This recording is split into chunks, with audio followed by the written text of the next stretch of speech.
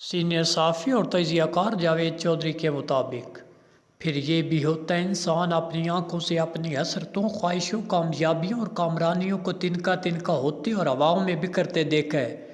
اس کے ہاتھ میں بے بسی اور لاچاری کے سوا کچھ نہیں آتا۔ حسنی مبارک 11 فروری 2011 تک دنیا کے چند بڑے حکمرانوں میں شمار ہوتے تھے۔ دنیا میں اس وقت 36 امیر ترین حکمران تھے۔ ان حکمرانوں کی دولت ملٹی نیشنل کمپنیوں کے اثاثوں سے زیادہ تھی۔ حسنی مبارک اس فہرست میں پہلے نمبر پر تھے۔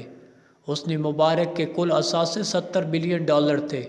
حسنی مبارک نے یہ رقم مصر سے کمائی تھی۔ وہ جوانی میں ایئر فورس کے اہم سے افیسر تھے۔ یہ 14 اکتوبر 1981 میں مصر کے حکمران بنے۔ اس کے بعد انہوں نے یورپ اور امریکہ کے سامنے سر تسلیم خم کر دیا۔ اس اطاعت اور فرما برداری کے نتیجے میں انہیں ملک کو دونوں ہاتھوں سے لوٹنے کا بھرپور موقع ملا۔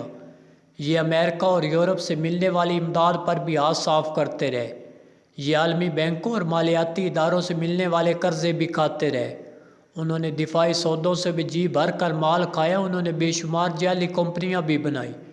یہ کمپنیاں سرکاری ٹھیکے لے کر مال بناتی رہی۔ انہوں نے مصر میں نئے شہر بھی آباد کیے اور ان شہروں کی آڑ میں رقمیں کھائی۔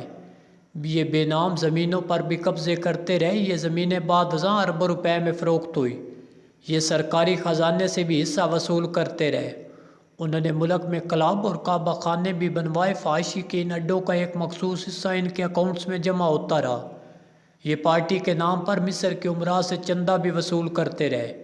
یہ اپنی وفاداری عالمی مارکیٹ میں فروخت کر کے بھی قیمت وصول کرتے رہے۔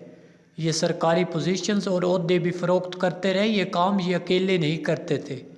ان کا خاندان اس بزنس میں ان کا حصہ دار تھا۔ ان کے 2 بیٹے، ان کی اہلیہ، ان کی سیاسی جماعت نیشنل ڈیموکریٹک پارٹی اور ان کے سیکرٹری جنرل بھی ان دھندوں میں شریک تھے۔ ان کے سیکرٹری جنرل حسنی مبارک کے صاحبزادوں اور ان کی اہلیہ کو ملک میں بادشاہوں جیسے اختیارات حاصل تھے۔ ان کے سیکرٹری جنرل فوج کی پوری ڈویژن کو میدان میں اترنے کا حکم دے سکتے تھے اور ان کے احکامات پر کسی میں انکار کی مجال نہیں تھی، جبکہ خاتون اول اور جمال اور اولیاء کسی بھی سرکاری افسر کو عہدے سے ہٹا سکتے تھے، ان کی جگہ اپنے کسی بھی منظور نظر کو تعینات کر سکتے تھے۔ پورے ملک میں کوئی اتھارٹی ان کے احکامات کو چیلنج نہیں کر سکتی۔ حسنی مبارک کی دولت پوری دنیا میں پھیلی تھی۔ یہ لندن میں محلات، شاپنگ سینٹروں، پلازوں اور اپارٹمنٹس کے مالک تھے۔ ان کے اکاؤنٹ سوئس بینکوں میں تھے۔ یہ پیرس، فرینکفرٹ، دمشق اور کوریا میں بھی جائیدادوں کے مالک تھے۔ ان کی پراپرٹیز کا صرف کرایہ $150 ملین آتا تھا۔ ان کی پارٹی کی جڑیں پورے ملک میں پھیلی ہوئی تھی۔ اس پارٹی میں ممبرشپ اور مقامی لیڈرشپ بڑا اعزاز سمجھی جاتی تھی۔ لیکن یہ پھر حسنی مبارک 29 سال کے اقتدار کے بعد فارغ ہوئے۔ اپنی فوج کے ہاتھوں گرفتار ہوئے۔ فوج نے انہیں شرم الشیخ میں ہاؤس اریسٹ کر دیا۔ ان کے 2 بیٹے گرفتار ہوئے۔ حسنی مبارک پر کرپشن، اختیارات سے تجاوز اور لوٹ کھسوٹ کے الزامات لگے۔ فوج نے انہیں پراسیکیوٹر کے سامنے پیش کر دیا۔ یہ پراسیکیوٹر حسنی مبارک کا اپنا مقرر کردہ تھا، لیکن حسنی مبارک کو ان کے سامنے ملزم کی حیثیت سے پیش ہو رہے تھے۔ پراسیکیوٹر کی ٹیم حسنی مبارک کی رہائش گاہ پر گئی۔ حسنی مبارک کو اس کے جرائم کی فہرست پیش کی گئی۔ یہ فہرست اور حالات کی تبدیلی ان کے نازک دل پر گراں گزری۔ حسنی مبارک کو دل کا دورہ پڑ گیا۔ انہیں فوری طور پر شرم الشیخ ہاسپٹل لے جایا گیا۔ ڈاکٹروں نے طویل جدوجہد کے بعد ان کی جان بچا لی۔ ان کے دونوں گرفتار شدہ بیٹوں اور ملزمہ اہلیہ کو بھی شرم الشیخ پہنچا دیا گیا۔ حسنی مبارک کی پوری دنیا میں پھیلی دولت اور سوئس اکاؤنٹ سیز ہو گئے۔ ان کا خاندان اس وقت مصر سے نکل سکتا تھا اور نہ ہی کسی دوسرے ملک میں قدم رکھ سکتا تھا، لہٰذا یہ اپنے ملک میں محصور ہو کر رہ گئے۔ فوج انہیں عوامی غیظ و غضب سے بچانے کی کوشش کرتی رہی۔ حسنی مبارک اپنی آنکھوں سے اپنی حسرتوں، خواہشوں، کامیابیوں اور کامرانیوں کو تنکا تنکا ہوتے اور ہواؤں میں بکھرتے دیکھتے رہے، اور ان کی آنکھوں کی مدھم ہوتی روشنی میں دکھ، تاسف اور افسوس کے سایوں کے سوا کچھ نہیں تھا۔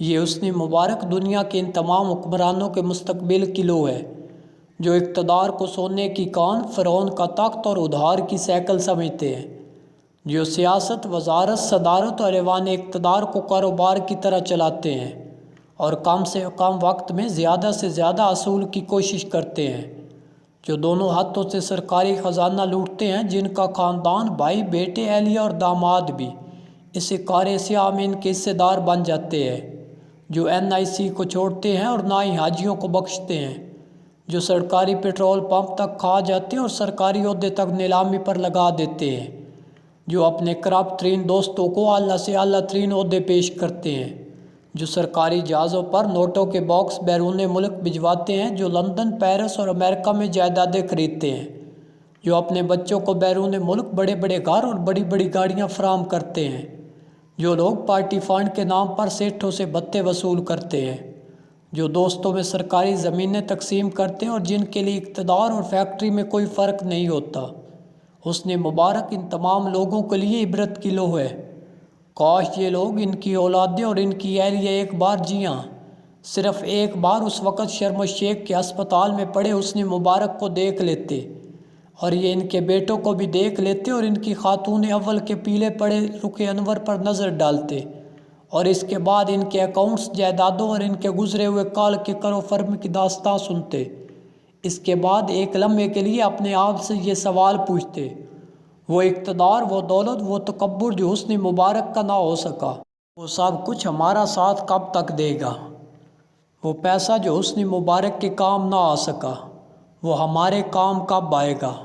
وہ عالمی برادری جس نے حسن مبارک کا ساتھ نہیں دیا، وہ ہمارا ساتھ کب دے گی؟ کاش کوئی ان لوگوں کو بتائے۔